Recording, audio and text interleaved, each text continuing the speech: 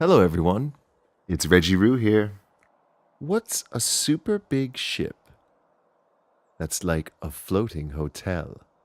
It's a cruise ship. Cruise ships are very big. This one is more than 20 houses long. People take holidays on cruise ships to relax and see the beautiful ocean. All aboard! There are lots of decks with lots of activities. And from up high, you can see everything below.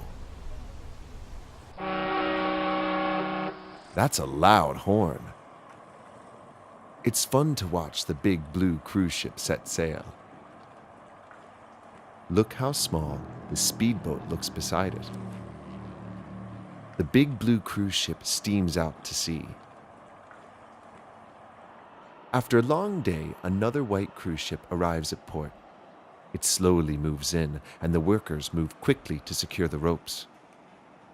Can you see how tall it is? This cruise ship has 18 decks. High up above, some passengers are taking photos.